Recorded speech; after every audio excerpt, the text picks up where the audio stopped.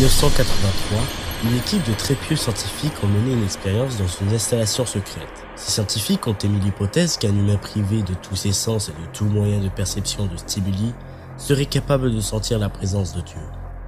Ils croyaient que les 5 sens occultaient notre conscience de l'au-delà et que sans eux, un humain pourrait établir un contact avec Dieu par la pensée. Un vieil homme qui affirma ne plus avoir de raison de vivre fut le seul volontaire en tant que sujet. Afin de le purger de ses 5 sens, les scientifiques ont exercé sur lui une opération complexe, durant laquelle chaque connexion nerveuse sensorielle au cerveau a été coupée chirurgicalement. Bien que le sujet gardât toutes ses fonctions musculaires, il ne pouvait plus voir, entendre, goûter, sentir les odeurs et la douleur. Sans aucun moyen de communication et même sans moyen de ressentir le monde, il était seul avec ses pensées. Les scientifiques l'ont surveillé alors qu'il parlait à voix haute de son état d'esprit par des phrases mal prononcées qu'il ne pouvait même pas entendre. Après 4 jours, l'homme déclara entendre de petites et inintelligibles voix dans sa tête. Supposant qu'il s'agissait d'un début de psychose, les scientifiques ne firent pas attention au problème de l'homme.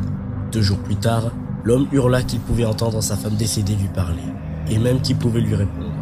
Les scientifiques étaient intrigués, mais ne furent pas pour autant convaincus, jusqu'à ce que le sujet se mit à énoncer les noms des proches morts des scientifiques. Il répéta des informations personnelles aux scientifiques, dont seule leur épouse ou parents morts avaient connaissance. À ce moment, une grande partie des scientifiques abandonna l'étude. Après une semaine passée à converser avec les morts, au travers de ses pensées, le sujet devint dérangé. Il disait qu'à présent, les voix devenaient trop fortes. À chaque moment passé éveillé, sa conscience était bombardée de centaines de voix qui refusaient de le laisser. Il s'élança souvent contre les murs, essayant de ressentir de la douleur. Il supplia les scientifiques de lui administrer un sédatif, afin d'échapper aux voix dans son sommeil. Cela fonctionna 3 jours durant, puis il eut des terreurs nocturnes sévères.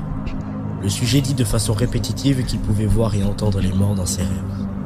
Seulement un jour plus tard, le sujet commença à hurler et à se griffer les yeux, espérant ressentir quelque chose du monde physique. Le sujet hystérique dit alors que les voix des morts devenaient assourdissantes et hostiles, parlant de l'enfer et de la fin du monde. À un moment, il cria « Pas de paradis, pas de pardon » pendant 5 heures de suite. Il continua à supplier d'être tué, mais les scientifiques étaient convaincus qu'il était sur le point d'établir un contact avec Dieu. Après un autre jour, le sujet ne pouvait plus prononcer de phrases cohérentes. Apparemment fou, il commença à s'arracher des morceaux de chair de son bras. Les scientifiques foncèrent dans la chambre de test et l'attachèrent à une table afin qu'il ne se tue pas. Après quelques heures passées attachées, le sujet interrompit sa lutte et ses cris. Il regarda fixement d'un air vide le plafond pendant que des larmes coulaient silencieusement sur son visage. Pendant 2 semaines, le sujet dut être réhydraté manuellement à cause de ses pleurs continues. Finalement, il tourna sa tête et regarda un scientifique dans les yeux pour la première fois de toute l'étude. Il chuchota. « J'ai parlé avec Dieu et il nous a abandonnés. » Puis ses signes vitaux stoppèrent. Il n'y avait apparemment aucune cause de mort.